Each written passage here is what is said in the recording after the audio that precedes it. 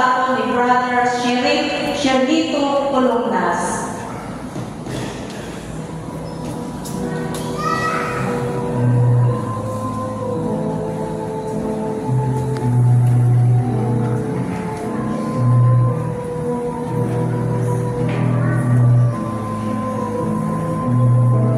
Amahan ko sa iyong mga amon, itugin ko ang aking espiritu.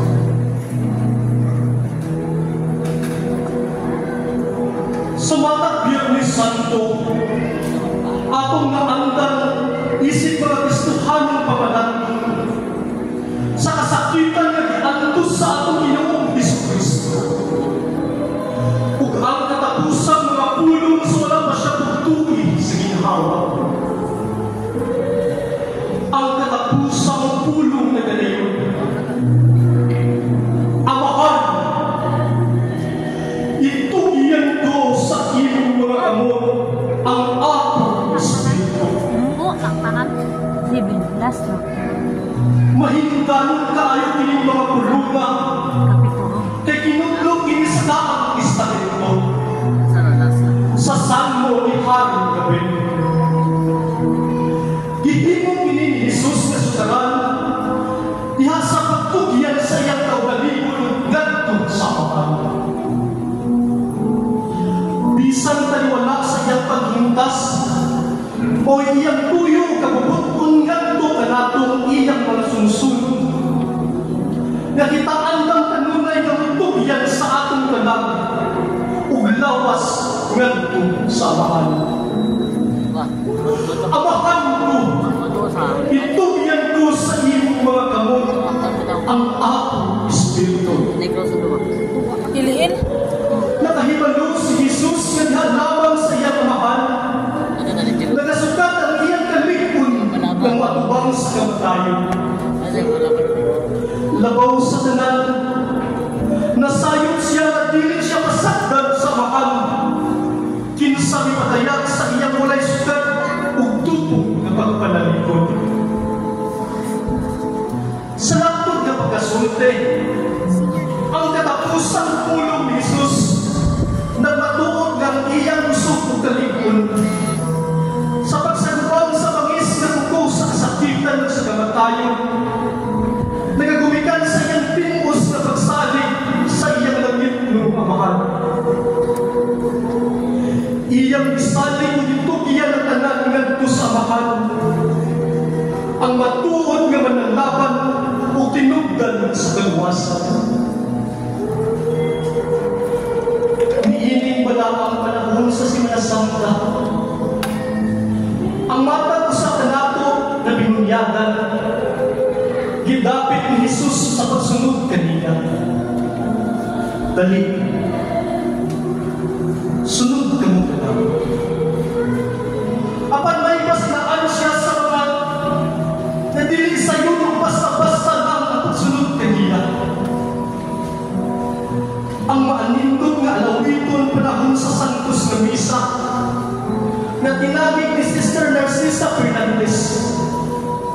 Maalamong na pahinundong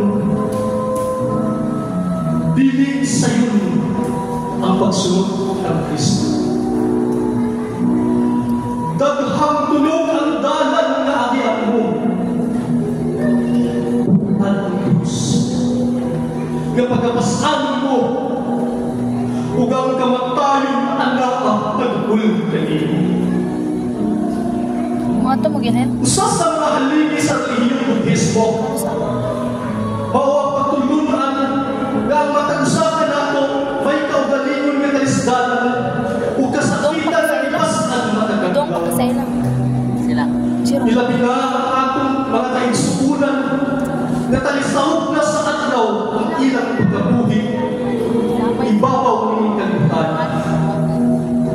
Nagihutang buhay sa usa ka monghe Mga ito kami ni nga manunod sa mga luha. Nagkadai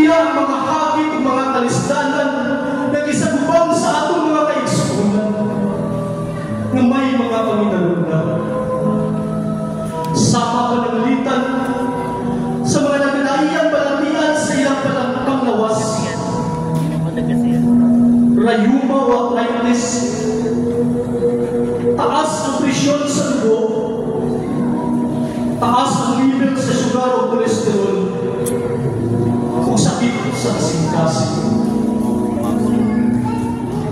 Karaghanan nila may mga tambal na ginutin nga nagkahulugan ng dugang gasto.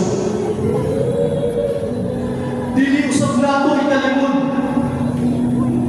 nga bibilatan nila na basag na sa ilang mga kapamilya. Diha sa bagong kasabutan sa unang sulat ni San Pedro, iya kitang ipahinumduman, ilabi na ang may Panginoon nga nakaambit kita sa kasakitan ni Jesus. Gani, si Jesus mismo ang unang lipaskan sa krus. Kung atong gawapon sa atong pagpaubos, ang atong mga kalisdanan ng kasakitan, uban sa trimos na pagsalig ng pagtuo, maugin niyang buktong pamaagi sa pagsunod ng Kristo. Sumala pa ni Santa Rosa de Lima.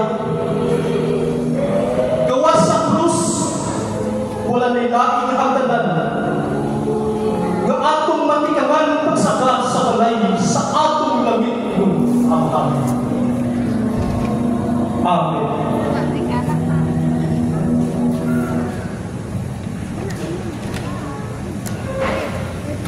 Paligong manindo, katilimban ng pag-ako, ni